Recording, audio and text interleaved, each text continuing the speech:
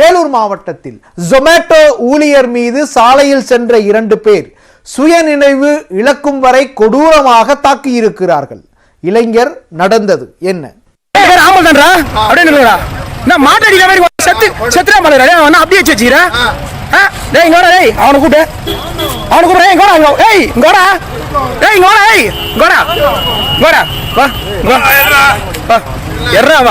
சாலையில் ஏற்பட்ட சிறு தகராறு ஜொமேட்டோ ஊழியர் மீது கொலைவெறி தாக்குதலில் முடிந்துள்ளது.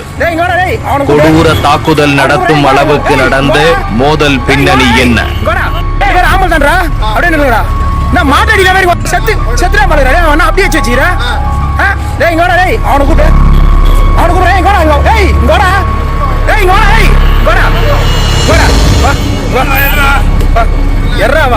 வேலூர் மாவட்டம் ஒடுகத்தூர் பகுதியைச் சேர்ந்தவர் 22 வயதான திருமலை வாசன்.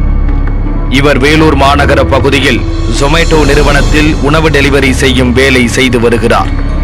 வியாழன் இரவு சுமார் 10 மணிக்கு காட்பாடி தனியார் பல்கலைக்கழகம் எதிரே உணவு சப்ளை செய்வதற்காக பைக்கில் சென்று கொண்டிருந்தார்.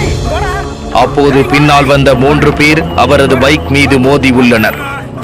இதனை திருமலை வாசன் தட்டி கேட்ட நிலையில் இரு தரப்பினருக்கும் இடையே தகராறு ஏற்பட்டது. அப்போது மற்றொரு பைக்கில் வந்த 2 பேர் திருமலை வாசனை சரமாரியாக தாக்க ஆரம்பித்தனர். படுகாயமடைந்த இளைஞர் ஒரு கட்டத்தில் சுயநினைவை இழந்து தரையில் விழுந்தார். அப்போதும் அவர்கள் விடாமல் இளைஞரை தாக்கியதாக தெரிகிறது. அந்த நேரத்தில் சாலையில் வந்த சிலர் திருமலை வாசனை மீட்டனர். இந்த கொடூர தாக்குதல் குறித்து உடனடியாக காட்பாடி போலீசாருக்கு தகவல் கொடுத்தனர்.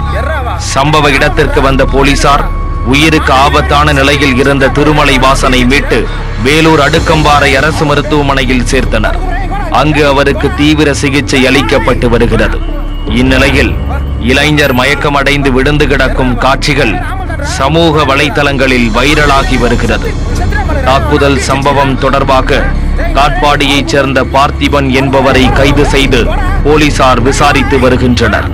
இச்சம்பவம் தொடர்பாக வீண் வதந்திகளை பரப்பினால் உரிய நடவடிக்கை எடுக்கப்படும் என போலீஸ் தரப்பில் எச்சரிக்கை விடுக்கப்பட்டுள்ளது.